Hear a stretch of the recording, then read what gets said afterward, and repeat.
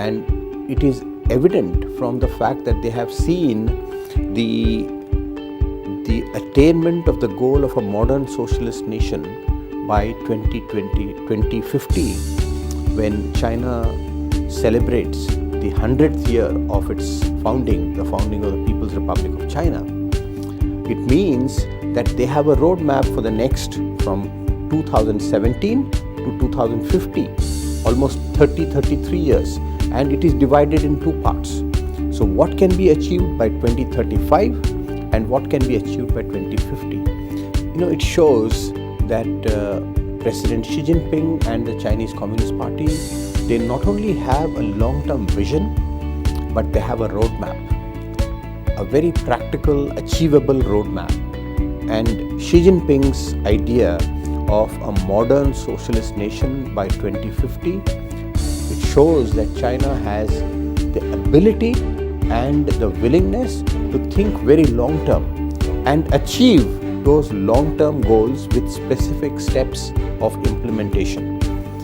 And the achievement of these goals are important not only for China, they have great significance for the entire world, because China today is the most populous nation in the world. So many people beginning to live a good life, a harmonious life, a prosperous life, a beautiful life, means there is hope for the entire mankind. Two-steps approach is very important for China and for the rest of the world. And the difference between China and many other countries around the globe is that the leadership provided really long-term vision toward development of the country. This is absolutely key, and this is not short-termism, which many countries around the world are sick about. They can't formulate long-term plans because the politics in some part of the world are very related to populism, short-termism, and ignorance of others. So what is Xi Jinping has proposed, and Congress supported it, is that let's go to the two stages processes. It's very clear. There is no numbers. There are no numbers or GDP growth or whatever. But this is formulation of the quality of society, which will be built around that time, including the improvement of quality of lives of people, and including the social harmonized society. With economic growth will be developed overall wealth, which will be distributed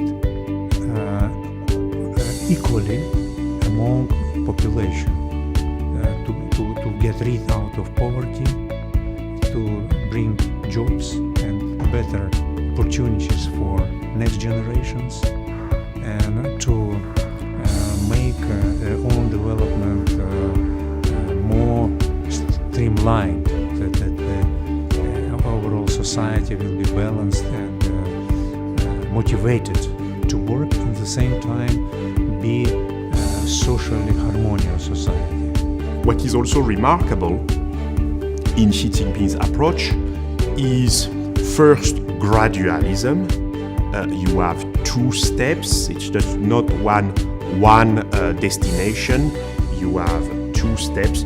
First, moderately prosperous, and then you go to 2050. So it's also very pragmatic, very, very gradual. But what is even more remarkable is the capacity to think long term.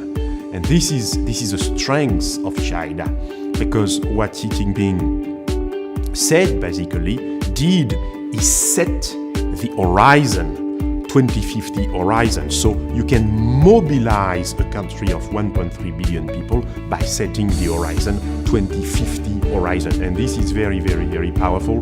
I think only China, because of the Chinese governance, because of the way the Chinese Communist Party works, only China can set for itself such a clear vision. And this is, I am optimistic, and clearly China is going to make it, and it is going to change.